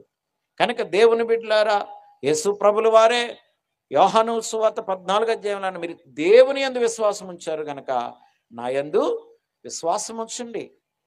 నా యందు విశ్వాసం ఉంచిన వాడు చనిపోయినను బ్రతుకుతాడు. కనుక దేవుని బిడ్డలారా, మీరు విశ్వాసంతో తీసుకురావాలి జనాన్ని ఇక్కడికి. విశ్వాసంతో తీసుకురావాలి. నువ్వేమనుకోవద్దు, వచ్చి కూర్చో చాలు అనకూడదు. ఆ తీసుకొచ్చేటప్పుడు వారికి ఏం చెప్పాలంటే, నువ్వు వెళుతున్న చోట్లో దేవుడు ఉన్నాడు, ఆయన నిన్ను స్వస్థపరుస్తాడు అని నమ్ము. అంతే, అది చెప్పు చాలు. నువ్వు నమ్ము, దేవుడు కార్యం చేస్తాడని చెప్పు. యేసు ప్రభు అనలేదా, నమ్ముట నీ వలనైతే నమ్మువానికి సమస్తము సాధ్యమే. ఎందుకనంటే అక్కడ సీన్ జరిగింది. ముందు విశ్వాసం లేకుండా ప్రయత్నాలు జరిగాయి. విశ్వసింపకుండా శిష్యులు ప్రార్థించారు. విశ్వసింపకుండా ఆ తండ్రి తీసుకొచ్చాడు దెయ్యం పట్టినోడిని, కానీ ప్రయోజనము లేదు. ప్రభు దగ్గరికి ఆ వ్యక్తిని మరలా తీసుకొచ్చి అంటాడు, బోధకుడా నీ వలనైనా ఏమన్నా అవుతుందా అని అడిగినప్పుడు యేసు ప్రభు అంటాడు, నమ్ముట నీ వలనైతే నమ్మువానికి సమస్తము సాధ్యమే. భవిష్యత్తులో ఈ ప్రాంగణంలో స్వస్థత కార్యాలు జరగాలంటే ఇక్కడికి వచ్చిన వారందరూ విశ్వాసముతో రావాలి. ఆమేన్. దేవుని బిడ్డలారా, నువ్వు డబ్బులతో రాక్కర్లేదు, నీ బహుమానాలు ఎవరికి అవసరం లేదు, నీకు ఇవ్వాలంటే ఈ లేత లేదు, నీ కానుకలు కూడా అవసరం లేదు. నువ్వు నమ్మికతో రా, బాగుపడి వెళ్ళిపో ఇక్కడి నుంచి. స్తోత్రం చెప్పండి. హల్లెలూయా. నువ్వు బాగుపడి వెళ్ళిపో. దేవుని బిడ్డలారా, నువ్వు ఒకవేళ అది నీ కృతజ్ఞతగా అనుకుంటే నువ్వు ఏమివ్వాలో దానికి తగింది అప్పుడు చేతి. కానీ ముందు విశ్వాసం లేకుండా నువ్వు 1,00,000 రూపాయలు కట్టదెచ్చి ఎక్కడ పెట్టినా నువ్వు బాగుపడవు. కనుక మనకేముండాలి? మొదట విశ్వాసం ఉండాలి. దేవుని బిడ్డలారా, విశ్వాసం ఉంటేనే మనం బలపడతామనే విషయాన్ని భక్తుడు జ్ఞాపకం చేశాడు. రెండవది, విశ్వాసమే కాదు, ఆయన రాజ్యాన్ని, ఆయన నీతిని వెతకాలి. ఎప్పుడు మనం ఇక్కడికి వచ్చినా మన మేజర్ పార్ట్ ఎవరనంటే, మన ఘనుడు ఎవరనంటే మన ఆరాధ్య దైవం మన యేసయ్య ఒక్కడే. హల్లెలూయా. దేవుని బిడ్డలారా, మన దైవజనుడు అక్కడే, ఇంకెవరు లేరు, మనకి ఎవరు లేరు. దేవుని బిడ్డలారా, ఒక దైవజనుడు రాసుకొచ్చాడు ఒక మాట. ఇంగ్లీషులో రాశాడు ఆ కొటేషను. తెలుగులో అయితే ఏమని ఉంటుందంటే, నువ్వు ఎప్పుడైనా దేవుని మందిరానికి వచ్చినప్పుడు నువ్వు ఏ అధికారం అయితే కలిగి ఉన్నావో ఆ అధికారాన్ని గేటు బయట వదిలేసి లోపలికి రా అని రాశాడు. నీకు ఒక అధికారం ఉందో, ఒక హోదా ఉందో, ఒక స్థితి ఉంది, ఆ స్థితితో మందిరంలో అడుగెట్టుకో. నీ హోదాను ఎక్కడ విడిచిపెట్టాలా? గేటు బయట విడిచిపెట్టి లోపలికి రా. దేవుని బిడ్డలారా, అప్పుడే దేవుని యొక్క కార్యాలను కల్లారా చూచుదువుగాక. కనుక దేవుని రాజ్యాన్ని వెతికితే నీ జీవితంలో చింతలన్నీ పోతాయి. దేవుని బిడ్డలారా, మూడవ మాట, చింతించకు గాని ఏం చేయాలా? ప్రార్థన చేయి. మందిరానికి వచ్చేసి నోరు మూసుకుని కూర్చున్నంత మాత్రాన్ని ప్రార్థనలు ఎవరు వింటారు? యేసు ప్రభుల వారు చెప్పించిన మాట మనకి తెలుసు. అడుగుడి మీకు అంటే, అడగడం అంటే మనం ఏం చేయాలమ్మా? ప్రార్థన చేయాలి. మనం అడగకుండానే దేవుడు మనకు సాయం చేయడు. అలాగనే ఒక వాక్యం ఉంది కదా బైబిల్లో, నువ్వు అడగకనే నేను నిన్ను ఎరిగి ఉన్నాను, నీ హృదయాన్ని నేను ఎరిగి ఉన్నాను అన్నాడు కదండి. అది సరిపోదంటారా దీనికి? అన్నవాళ్ళు కూడా లేకపోలేదు. వాళ్ళు సోమర్ బ్యాచ్ అంటారు కదా, వాళ్ళు కదండి. ప్రార్థన నేర్చుకోరు, ఇదిలో గొడవ ఆడడం నేర్చుకుంటారు. ప్రార్థన నేర్చుకోరు, భర్త మీద ఎలా తిరగబడాలో నేర్చుకుంటారు. ప్రార్థన నేర్చుకోరు, ఎలా నిద్రపోవాలో నేర్చుకుంటారు. పని ఎలాగ ఎగ్గొట్టాలో నేర్చుకుంటారు. ప్రార్థన నేర్చుకోరు. వాక్యం చెప్తుంది, దేవుని బిడ్డలారా, మనము ప్రార్థన చేయాలి. ప్రార్థన పరిస్థితులను, అది ప్రార్థన వలననే కానీ మరి దేని వలనను తొలగిపోవుట అసాధ్యం. ప్రార్థన ఆలకించువాడా సర్వశరీరులు నీ యొద్దకు వచ్చెదరు. ఇన్ని మాటలు ఉన్నాయండి ప్రార్థన కోసం. కనుక ఈ రాత్రి నీ జీవితంలో ఇంటి నుంచి బయటికి వెళ్ళినా, బయట నుంచి ఇంటికి వచ్చినా, నువ్వు దేవునితో ఒక మాట చెప్పాలి. వెళ్ళేటప్పుడు, ప్రభువా నేను పని మీద పోతున్నాను, నీ సహాయం ఇయ్యని అడగాలి. వచ్చిన తర్వాత, అయ్యా నేను వెళ్ళిన పని అంతా ముగించుకుని వచ్చాను, నీకు వందనాలు తండ్రి అని చెప్పాలి. ఈ 2 మాటలు ప్రభువుతో పంచుకోవడం వలన మనకు పైసా ఖర్చు లేదు అన్నవాళ్ళు ఆమెను చెప్పండి. దేవుని బిడ్డలారా, ఆ ఒక్క మాట చెప్పలేక ప్రార్థన చేసుకోమంటది ఏదో పెద్ద యుద్ధంలాగా, చాలా పెద్ద యుద్ధంలాగా. మా అమ్మగారు రక్షణ పొందినప్పుడు మా నాన్నగారు అనేవారు, అమ్మాయి ప్రార్థన చేసుకో, ప్రార్థన చేసుకుంటే చేసుకుంటున్నాను అనేది మా అమ్మ. మేము చిన్నగా ఉన్నప్పుడు మంచం మీద ఎలా కూర్చునేది, ఏసు రక్తం చేయమని ఎలా పడుకునేది, డామును పడుకునేది. ఏసునైనా అనేది అదే ప్రార్థన, డామును పడుకునేది. ఎందుకంటే ఆవిడకి ఇంట్రెస్ట్ లేదు. ప్రార్థన అంటే ఆవిడకి లెక్కలేనితనం, ఇంట్లో లోటు లేదు, కడుపు నిండా ఆహారం ఉంది, మంచి కుటుంబం, మంచి సంసారం. ఇంకా ఆవిడకి ప్రార్థన పని అంటే ఇతను అన్నీ అలాగే చెప్తాడండి. కానీ దేవుడు ఎవరికి ఎప్పుడు పెట్టాలో పెడతాడు సమస్యలు. ఆ సమస్యలు అన్నీ కలిగి ఉన్న ఇంటికి సమస్యలు. అప్పుడు ప్రభువుని నమ్ముకుంది మా అమ్మ. బాప్తిసం పొందింది. అక్కడి నుంచి ప్రార్థన చేసుకోవడానికి వెళ్ళినప్పుడు గది తలుపులు ఇలా దగ్గరికి వేసుకుని ప్రార్థన చేసుకునేది. ఎప్పుడైనా ఏం చేస్తుందని అంటే ఆవిడకి సిగ్గేసి గట్టిగా చేసేది కాదు, కానీ లైట్ ఆర్పేసుకుని గది తలుపులు దగ్గరికి వేసుకుని నిలువు మోకాళ్ళు వేసి ఆ మంచం దగ్గర ప్రార్థన చేసేది. దేవుడు ఆమె ప్రార్థన ఆలకించాడు. హల్లెలూయా. ఒకప్పుడు దైవజనుడికి మా నాన్నగారు భోజనం పెడతంటే మా నాన్నగారు అన్నకి కూడా తెలుసు బాగా. ఎందుకంటే వీళ్ళందరూ నాన్నగారు నాన్నగారు అనే ఉండేవారు. ఆయన కూడా మా నాన్నగారు సేవకులను ఎంతో మందిని పెంచాడు. ఆయన పెంచాడు, తయారు చేశాడు. ఆయన సేవకుడు కాదు, ఆయన ఒక వ్యాపారస్తుడు, ఒక వ్యవసాయకుడు. మా అమ్మ పాస్టర్లకు అన్నం పెడతాను మా అమ్మ తిట్టుకునేది. ఇంత సంఘం ఉంది, వీళ్ళు ఎవరో సరిపోరా, కూడెట్టరా, వాళ్ళు తింటున్నారు కదా, మీరే ఎట్టాలా, ఈ కొంప ఒకటే తేరగా ఉందా అని డైలాగులు వేసేసేది మా అమ్మ. ఎన్ని చెవితోటి వదిలేసేవాడు. ఎందుకో తెలుసా, ఆవిడికి ప్రభువు గురించి తెలియదని. అంతేగాని మా అమ్మ మూర్ఖురాలు, దుర్మార్గురాలు, దుష్టురాలు అనలేదు ఆయన ఎప్పుడు. ఆవిడకి తెలియదు, నాకు తెలుసు. మా పాస్టర్ గారికి ఉదయం కూటమైంది, మధ్యాహ్నం పడుకోవడానికి ఒక మంచం, సునేమీరాలు సర్దినట్టు సర్దివాడు. మా ఇంట్లో ఒక ఇల్లు కాక మాకు ఇంకొక ఎక్స్ట్రా ఇల్లు ఉండేది. ఒక మంచం, ఓ డ్రాయర్ బల్ల, దాని మీద ఒక ఫ్లాస్కో, పాలు, మంచినీళ్ళు, మజ్జిగి, ఆయన ఏం తాగుతానంటే అన్నీ దాని మీద పెట్టేసి, పాస్టర్ గారు మీకు ఏది కావాలంటే అన్నీ ఇక్కడ ఉన్నాయి, భోజనం ఇక్కడే తినాలి, మా ఇంట్లో వీళ్ళు ఎవరు పెట్టలేదని బాధపడకండి, వాళ్ళకి తెలీదు. ఆ రోజున మా నాన్న ఫస్ట్ వరుసలో ఉన్నాడు. మా అమ్మ రక్షణ పొందాక ఆ ఛాన్స్ ఎప్పుడు మా నాన్నకి ఇవ్వలేదు మా అమ్మ. హల్లెలూయా. మా అమ్మ వెళ్ళిపోయి పాస్టర్ గారు పులిపీట నుంచి ఎప్పుడు దిగుతారని అలా చూస్తూ ఉండేది అక్కడ నుంచి. అత్తమ్మ గారు అని కూడా, ఆయన అత్తమ్మ గారు అని పిలిచేవారు పాస్టర్ గారు. బాబు వాళ్ళు ఇంకా అలాగ వస్తూ ఉంటారు ప్రార్థనలకు, రండి టైం అయిపోయింది అన్నం తిందురు కానీ అనేది. ఒకప్పుడు మా నాన్న చేసేవాడు ఉద్యోగం, తర్వాత మా అమ్మ చేసింది. దేవునికి స్తోత్రం. నువ్వు దేవుని కొరకు నిలవబడితే, దేవునికి కృతజ్ఞత చెల్లించే వ్యక్తిగా నువ్వు నిలబడితే, దేవుడు నిన్ను ఎప్పుడు విడిచిపెట్టడో. ఆయన దీవెనలు ఎలా ఉన్నాయని బైబిల్ చెప్పిందంటే, ఆకాశ వాకిట్లిప్పి పట్టజాలనంత విస్తారమైన దీవెనలు ఆయన నీ మీద కుమ్మరిస్తాడని చెప్పాడు. దేవుని బిడ్డలారా, దేవుని యొక్క వాక్యం చెప్తుంది, నీ జీవితంలో ఎన్ని ఇరుకులున్నా, ఎన్ని ఇబ్బందులున్నా, ఎన్ని కష్టాలున్నా, ఎన్ని సమస్యలు నీ మీద ఉన్నా, దేవుడు నాకేం చేశాడని మాత్రం అనుకో. నువ్వు బ్రతుకున్నావంటే అది ఆయన కృపే. హల్లెలూయా. నువ్వు చచ్చిపోయి ఉంటే నీ కుటుంబం ఏమవును? నువ్వు ఒక రోగిష్టిగా మారిపోయి ఉంటే నీ బిడ్డలు ఏమవును? ఈ రోజున విచిత్రమైన రోగాలు చూస్తున్నాం లోకంలో, కానీ ఆ తెగుళ్ళేవి మన ఇంటి మీదకి రాకుండా దేవుడు ఎప్పటికప్పుడు మనల్ని భద్రపరుస్తున్నాడని అంటే, ఎంతకంటే దేవుడు మనకేం చేయాలా? రెండవది, దేవుని బిడ్డ, నువ్వు పీలుస్తున్న గాలి ఆయనది, నువ్వు నుంచున్న నేల ఆయనది, నువ్వు కలిగి ఉన్న సమస్తం ఆయనది. దేవుని బిడ్డలారా, 1000 కొండల మీద పశువులు నావే కదా, ఈ పర్వతాలు నావే కదా, సూర్యచంద్రులు నావారే కదా, నువ్వు నుంచున్న నేల నాది. ఎంత బాగుంటాయి ఆయన మాటలు. అంత గొప్ప దేవుణ్ణి మనం ఆరాధించేటప్పుడు నీకు కష్టాలు వచ్చేసాయన్నంత మాత్రాన, ప్రభువా నాకేంటి బాధలు అనే దానికంటే ఆ చింతలు తీసివేసే దేవుని యందు విశ్వాసం ఉంచాలి.